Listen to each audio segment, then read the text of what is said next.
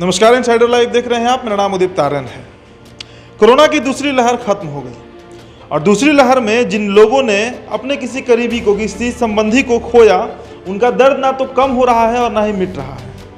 लेकिन किसी देश की सरकार कितनी असंवेदनशील हो सकती है, इस बात का प्रमाण इस मुल्क को 20 जुलाई को मिला, जब दिल्ली में बैठी सरकार ये बात कह देती है कि ऑक्सीजन की किल्लत से, स्कैरसिटी ऑफ ऑक्सीजन के चलते किसी भी नागरिक की मौत नहीं हुई है। इस पर एक बहुत जोरदार भाषण दिया गया राज्यसभा में। बिहार के ही वो नेता है, राजद पार्टी से है, नाम मनोज झा है और राजद के सिंबल पर वो राज्यसभा के सदस्य हैं। बहुत वायरल हुआ था उनका वो भाषण और अब बिहार विधानसभा में भी ये मामला चल रहा है। पर उससे पहले आप जरा मनोज झा जी का वो भाषण सुनिए। मुझे भाजपा के मित्रों ने, कई साथियों ने कॉल किया, बधाई दी। मैं उनका भी एहतराम करता हूं और कहता हूं कि ये भरोसा इस सदन का है कि हम सबको एक साझा माफीनामा उन लोगों के नाम भेजना चाहिए जिनकी लाशें गंगा में तैर रही थी। किसी ने कह दिया ये, किसी ने कह दिया वो। किसी दो सत्र के बीच में सर 50 लोगों की ऑबिचुअरी आज तक कभी नहीं हुई संसदीय इतिहास में। राजीव सातव की उम्र थी जाने की इस दुनिया से। रघुनाथ महापात्रा जब मिलते थे गले लगाते थे, बोलते थे जय जगन्नाथ। अचानक में वो नहीं है। ये पीड़ा व्यक्तिगत है, आंकड़ा मैं नहीं कहना चाहता हूं, मेरा आंकड़ा, तुम्हारा आंकड़ा, अपनी पीड़ा में आंकड़ा ढूंढिए। एक व्यक्ति नहीं है इस देश में, इस सदन में, सदन के बाहर, उस सदन में जो ये कहे कि उसने किसी जानने वाले को ना खोया हो। सर पीड़ा कह सकता हूं। ऑक्सीजन के लिए लोग फोन करते थे, हम अरेंज नहीं कर पाते थे। लोग समझते हैं सांसद है, ऑक्सीजन पिछा देगा। 100 फोन में पूरे दिन में शाम को बैठ के देखते थे, सक्सेस रेट 2, सक्सेस रेट 3। हमको कौन सा आंकड़ा कोई बताएगा साहब? हमको नहीं चाहिए, किसी आंकड़े की बात नहीं करनी है।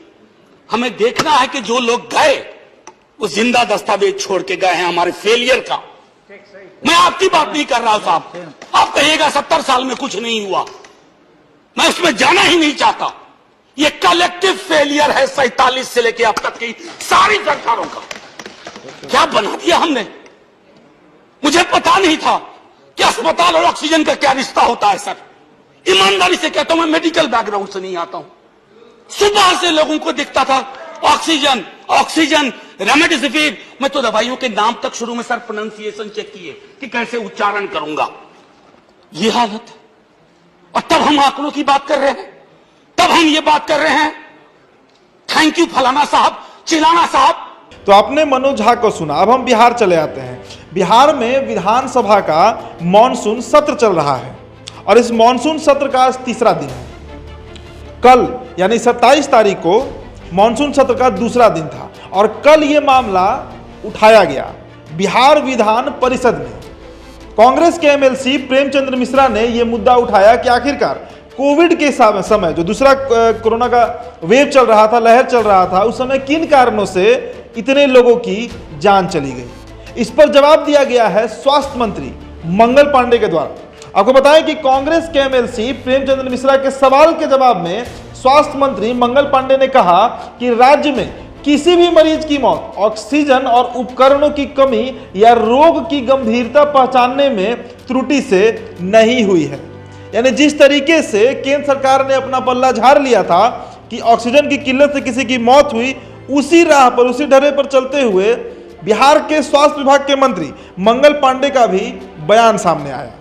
अब इसके बाद बवाल हो गया विधान परिषद में। डॉक्टर सुनील सिंह जो कि एमएलसी है राजद से, उन्होंने सवाल खड़े किए जिस पर बिहार विधान परिषद के सभापति अवधेश नारायण सिंह का बयान आया और उन्होंने कहा कि इस बात को अगर हम खींचते हैं, यानी बिहार के स्वास्थ्य व्यवस्था पर अगर हम चर्चा करते हैं, तो बिहार का इसमें छीछा लेदर होगा, बिहार का इसमें बदनामी होगा।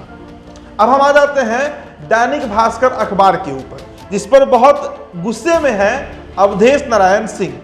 देखिए, आपको याद होगा कि अभी कुछ ही दिन पहले, सप्ताह भर पहले, दैनिक भास्कर के देश के कई राज्यों में जो दफ्तर हैं वहां पर आयकर विभाग यानी इनकम टैक्स के रेड पड़े थे और पूरा सोशल मीडिया इस बात से तर रहा था कि केंद्र सरकार ने कार्रवाई करते हुए ये प्रायोजित तरीके से आयकर विभाग का छापा डलवाया है दैनिक भास्कर पे। कारण था कि दैनिक भास्कर वो अखबार है इस मुल्क में जो प्रमुखता से लोगों की जनहित से जुड़े संबंधित सारे मुद्दे उठाते रहता है।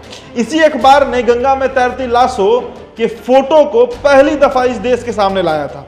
यही अखबार है जो लगातार मध्य प्रदेश से लेकर राजस्थान और महाराष्ट्र से लेकर बिहार तक ऑक्सीजन की जो किल्लत थी, जो रेमडेसिविर, जो जीवन रक्षक दवाएं, उन सभी की जो स्कैरसिटी थी, जो कमी चल रही थी, उसकी रिपोर्टिंग लगातार ग्राउंड से कर रहा था।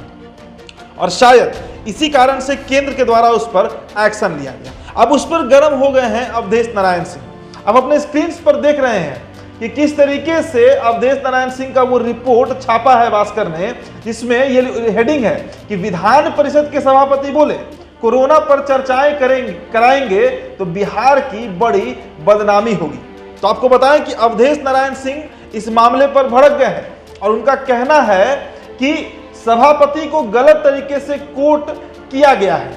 उन्होंने कहा कि संबंधित पत्रकार और मैनेजमेंट पर एक्शन लिया जाएगा और साथ ही साथ सभापति ने सभी पत्रकारों को आगे से ध्यान देने का निर्देश भी दे दिया है। तो आखिरकार यहां पर सवाल उठता है कि कोई अखबार इस खबर को छाप रहा है या फिर नहीं छाप रहा है, पर इस बात से कोई कैसे इनकार कर सकता है कि इस देश में ऑक्सीजन की कमी से एक भी मौत नहीं हुई। और अगर अवधेश नारायण सिंह ने इस बात को कह ही दिया तो उन्होंने क्या गलत कहा और अब इसे स्वीकार करने में उन्हें क्या दिक्कत हो रही है। तो एक तरफ दैनिक भास्कर के ऊपर रेड पड़ा था और दूसरी तरफ फिर से भाजपा के ही एक नेता, एक बड़े नेता आप कह सकते हैं, बिहार विधान परिषद के सभापति हैं, माननीय हैं, वो फिर से भड़क गए हैं दैनिक भास्कर के ऊपर। विधानसभा से जुड़ी हर रिपोर्ट अब तक हम पहुंचा रहे हैं। आप बने रहिए इनसाइडर लाइव के साथ। धन्यवाद।